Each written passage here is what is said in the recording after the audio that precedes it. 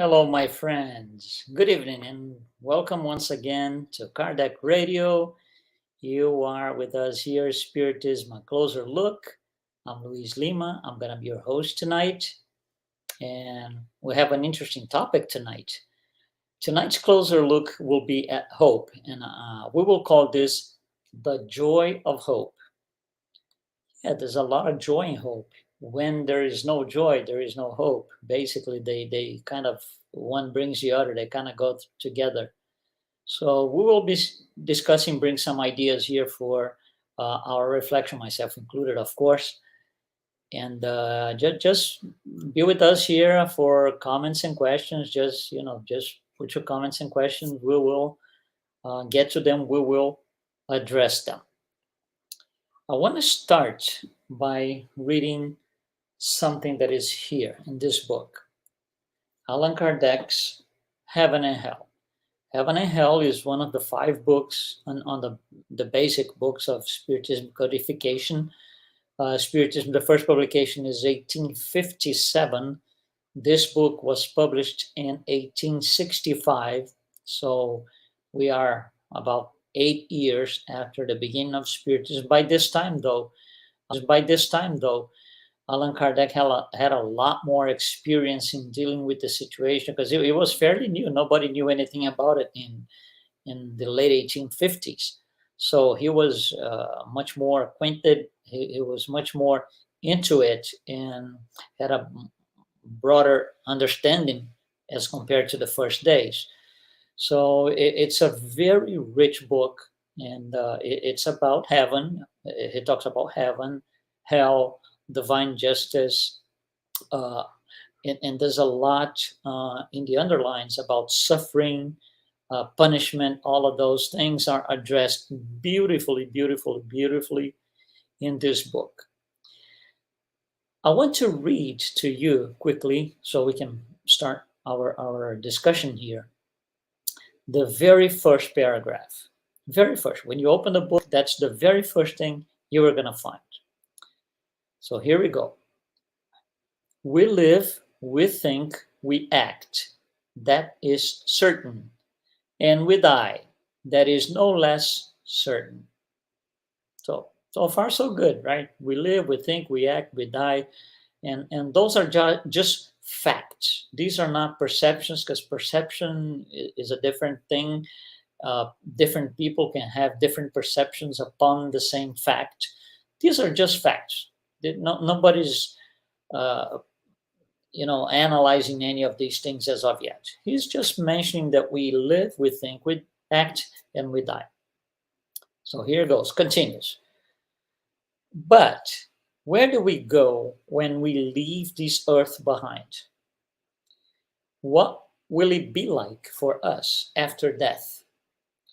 Will we be better off or worse?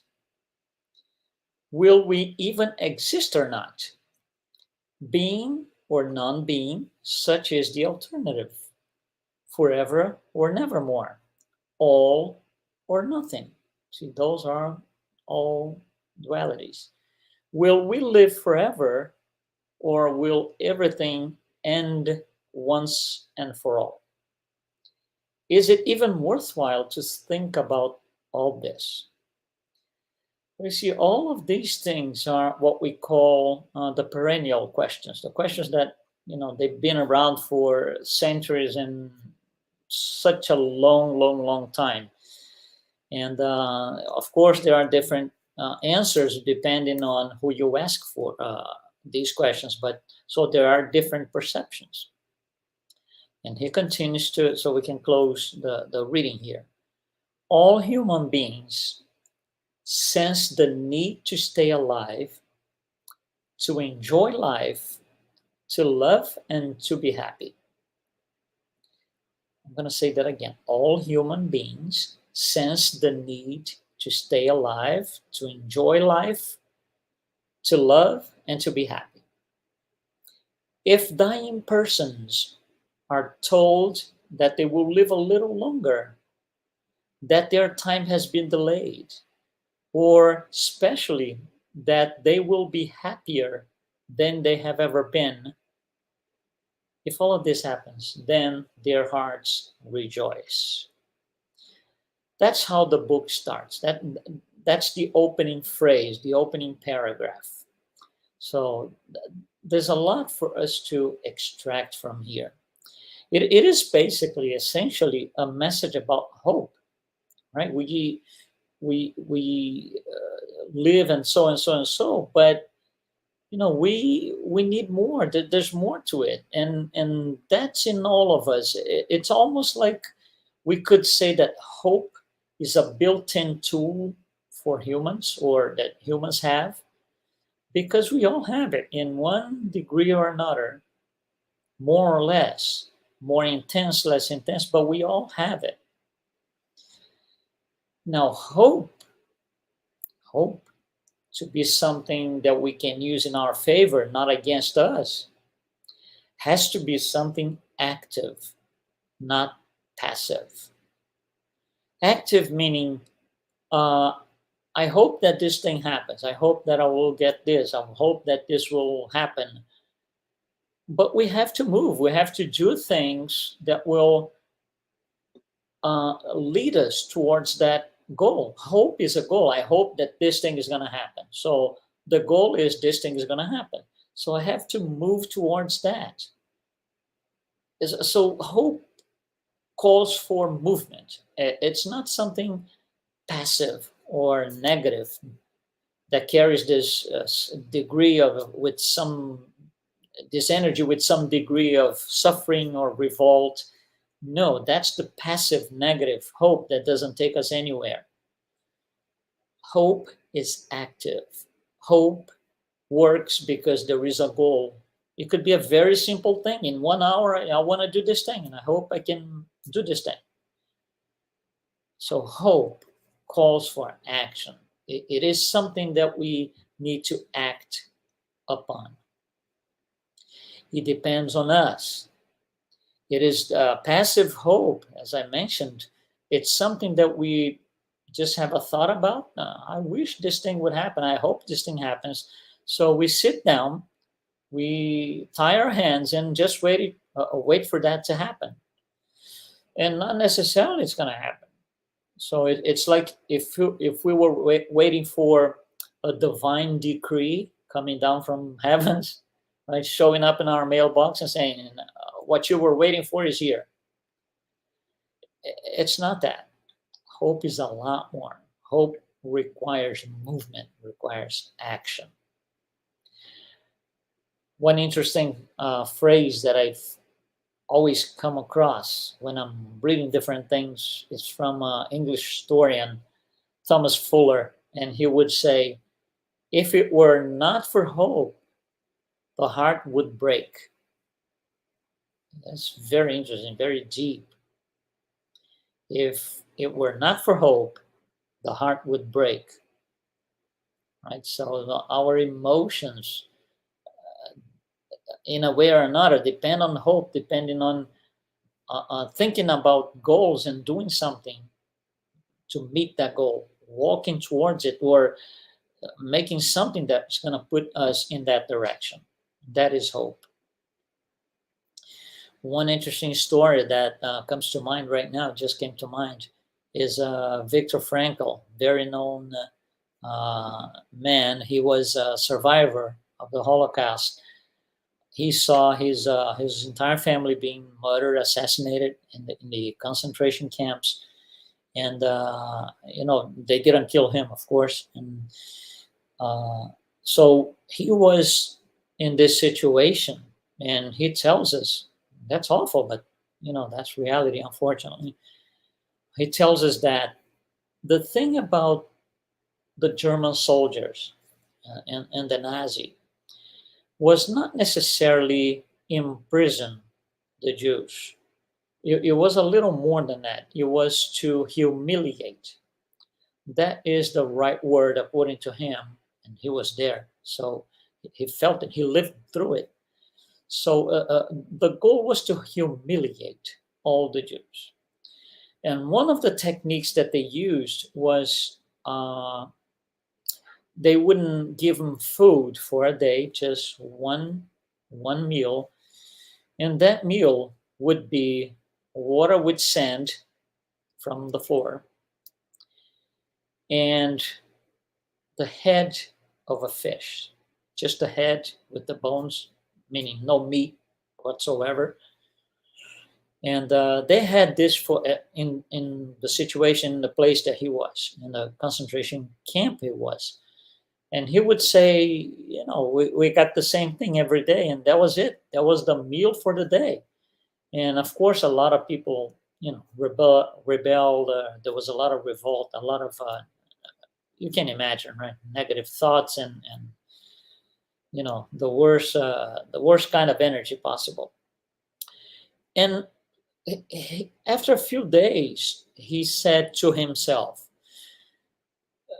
just like my friends here, my colleagues, my peoples, I don't like this. Of course, nobody likes that. But if I keep having this, if I die, quotes, right? If I die every time they bring this meal, I'm never gonna live here. I'm leave here. I'm not gonna leave here. I'm not gonna be able to live. I need to do something, some sort of movement, some sort of action that takes me out of this place. And he said it cannot be something physical, meaning running from the concentration camp trying to escape, or slapping the German soldiers in the face. It couldn't be anything physical because they had no they just couldn't do it. They were under heavy control. Right? Everybody, all the soldiers were in there. They were all armed and everything. So he said, it's got to be something at the emotional level. I need to raise, rise up and think of something else. So when the meal came next day, and that was the fish head with the bones and everything. So instead of just revolting and throwing it all out, he takes the head, the fish head, starts looking at it and starts analyzing the beauty. Look at this, the beauty of the bones in the fish head, how all the little bones connected, how the eyes and everything, how everything was connected inside the fish head.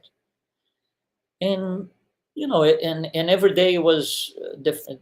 They had different fish heads from different fish species every day.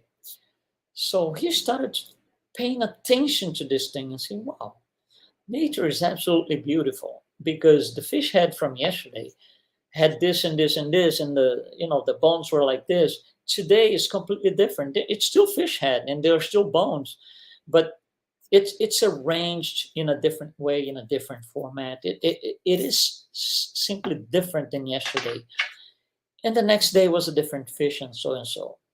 So he said, well, in the middle of all this mess here that I am, all right, there's beauty here. And beauty is what I'm going to use to lift myself up, pick myself up from the floor. And I hope that by living this way, I will be out of here one day. And oh boy, wasn't he right? Wasn't he right? Certainly, the war was over. He was in the middle of all those Jews that got, finally, they were freed up, and they went, to a brand new, they met a brand new life, all of them. So that's Viktor Frankl. He left the concentration camps as a free man. He starts studying psychology. He was a psychologist before. So he, starts looking for the meaning of life. And he creates an entire science called logotherapy, which seeks for the meaning of life. And the reason why he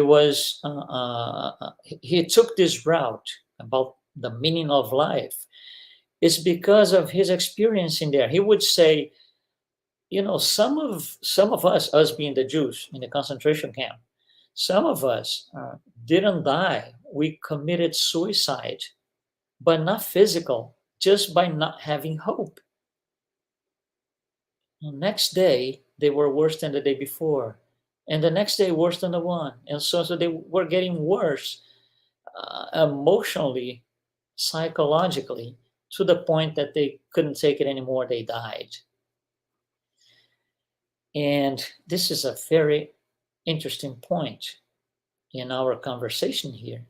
That is, probably, at least in the recent history, probably the best example of hope that we can have. And, it's not too long ago. The war, it was ended in 1945. So it's not too long ago. And it was just beautiful. So when we look at us spiritists studying the message of Jesus, that's the message he brought to us.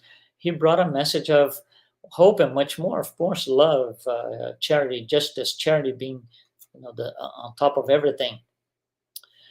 So the way that Jesus brought the the take that he showed us, the angle that he showed us about hope, was so intense and so interesting that it changed the world. So the world has now a before and after. Before him, after him. Our calendar is based on him. So it was this incarnated spirit, very highly evolved spirit, perfect spirit, that changed our perspective on things. You see, changing our perspective of things doesn't mean that next day we are doing as we understood, because this we need time for this transformation. And time, how do we buy time? By having several different lifetimes, reincarnations. So one after the other, we keep looking from a different perspective on things, until that there's a point that we completely forget the original way of seeing things. And that's when we are going to be able to transform ourselves. And then we're going to see things differently.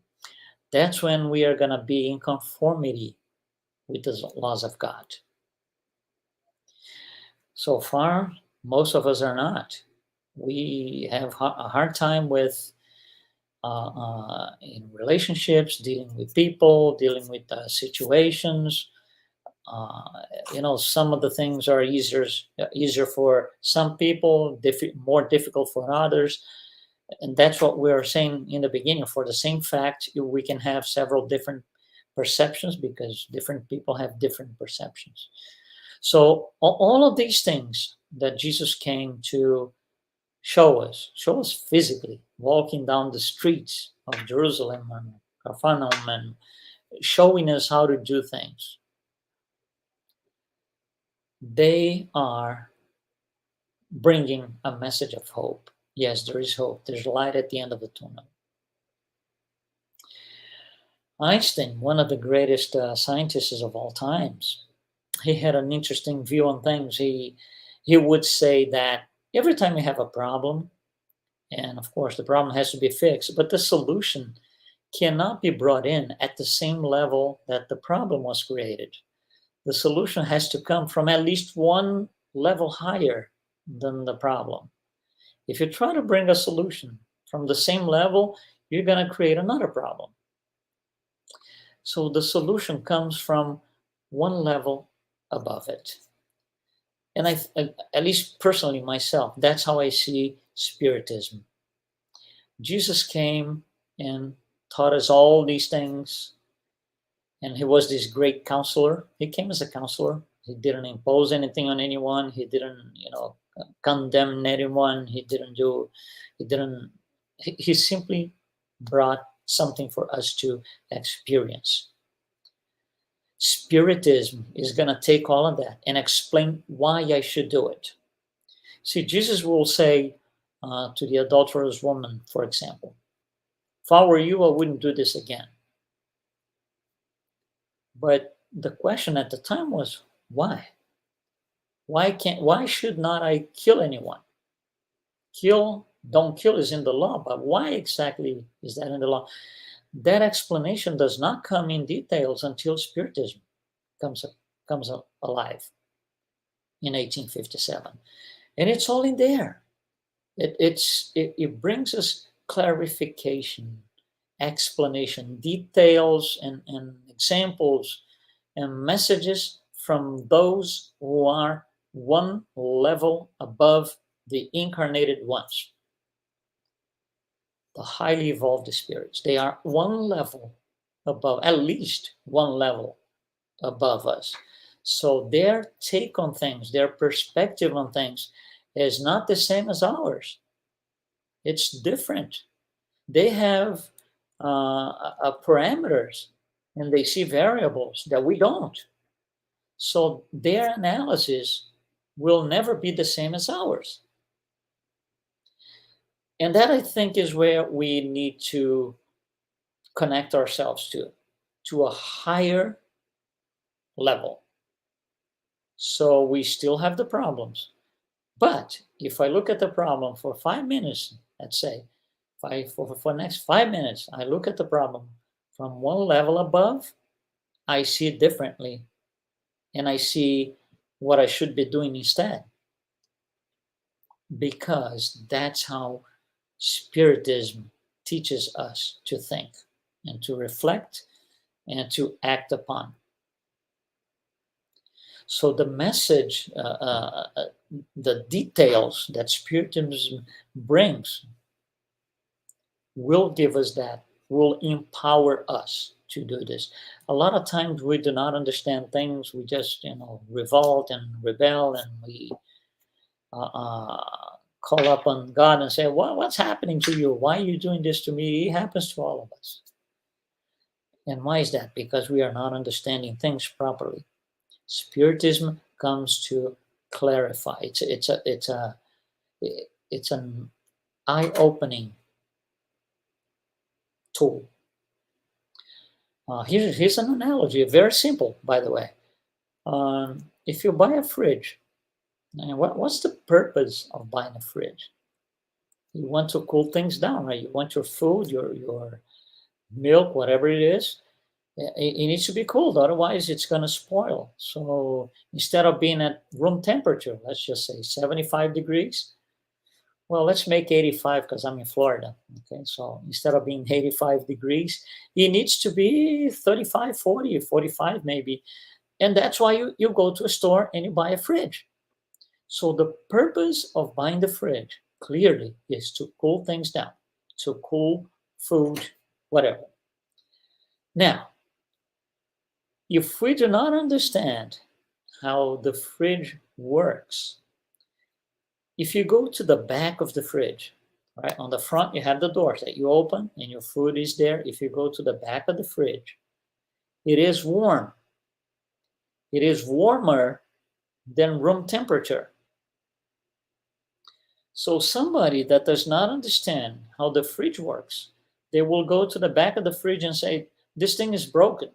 This thing doesn't do what it's supposed to. It's warming up instead of cooling my food. And though this is exactly why it cools the food, the warmth in the back of the fridge is just a byproduct of what makes it work. You see, we cannot concentrate on the byproduct because we might have a distorted idea of things. We're going to look at the back of the fridge and say, throw it out because it doesn't cool anything. It just warms up. No, that is the byproduct. So when we look at war, and especially now we're all seeing all those horrific scenes on TV, it's just some of them are really tough and difficult to watch, but those are facts. Those are facts. It is happening. And that is the back of the fridge. There is something in the works we might not see as of yet, but there is something in the works that needs that to happen. That is the warmth in the back of the freezer. Something much better than this is coming.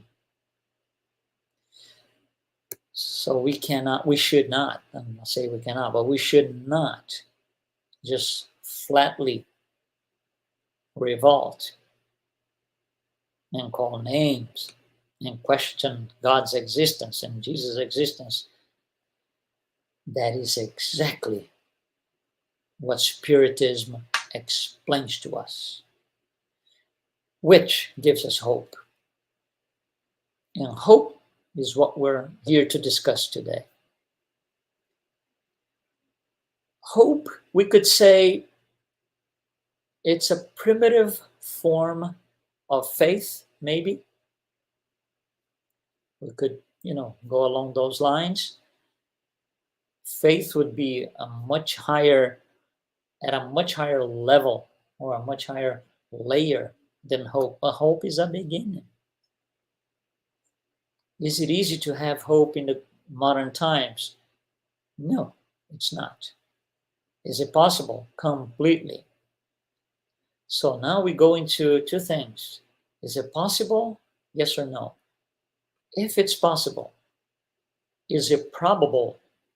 Probability, yes or no? And then it depends on each one of us.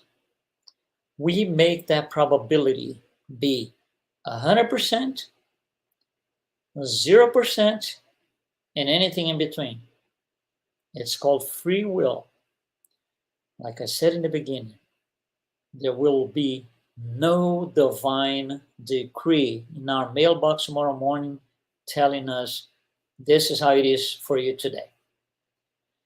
We have to hope for, we have to set goals and just make it happen. Hope requires us to be active. Passiveness is not going to take us anywhere. So that was a message I want to bring to you today for reflection, myself included, because we gather all these things and pieces of information, and it makes us think. It makes us to go, sleep our heads at night on the pillow, and just, oh my God, what is my hope for tomorrow? Is there hope? Always. So let it be good hope, active hope. Thank you so much, and I'll see you next week, and be well.